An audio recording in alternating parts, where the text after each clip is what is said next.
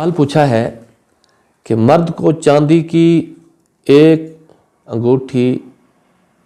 یا ایک سے زیادہ انگوٹھی اس کے لیے کتنا وزن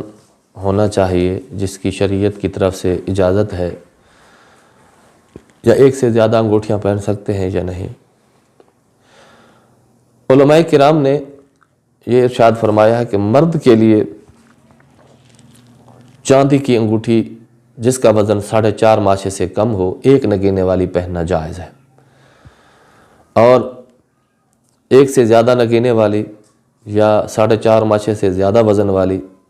انگوٹھی پہننا مرد کے لیے ناجائز ہے۔ اور سونا تو مرد کے لیے اللہ کے محبوب حضرت محمد مصطفیٰ صلی اللہ علیہ وآلہ وسلم نے حرام قرار دیا ہے۔ اور نبی علیہ السلام ایک مرتبہ اپنے حجرہ مبارک سے باہر تشریف لائے اور آپ کے ایک ہاتھ میں سونا تھا اور دوسرے ہاتھ میں آپ نے ریشم پکڑا ہوا تھا، تو اور آپ نے ارشاد فرمایا یہ دونوں چیزیں سونا اور ریشم میری امت کے مردوں پر حرام ہے۔ تو اس لیے جو احباب سونا اپنی مالداری کو اظہار کرنے کے لیے سونے کی انگوٹھی پہن لیتے ہیں تو یہ پہننا حرام ہے، یہ آگ کا انگارہ ہے اور اللہ کے محبوب نے اسے منع فرمایا ہے، اس لیے اس کی قطعی طور پر اجازت نہیں ہے۔ مفتی امجد علی اعظمی علیہ الرحمہ نے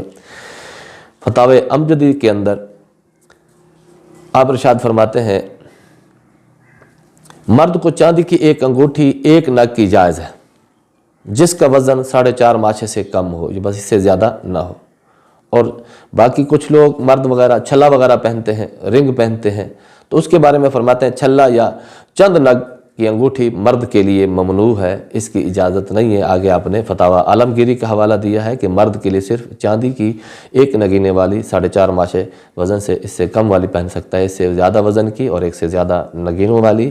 اور اس سے اور دھات کی، کوئی لوہے کی، پیتل کی، تانبے کی، کچھ لوگ اس لیے تانبے کی پہنتے ہیں کہ وہ ہمارے ہاتھوں کی بیماری کے لیے، کوئی اس طرح کے بواسیر کے لیے پہنتے ہیں۔ تو یہ جب اللہ کے رسول حضرت محمد مصطفیٰ صلی اللہ علیہ وآلہ وسلم نے اور دھاتوں سے اور شریعت مطہرہ نے منع کر دیا ہے تو اس کے لیے اس کی اجازت نہیں ہے۔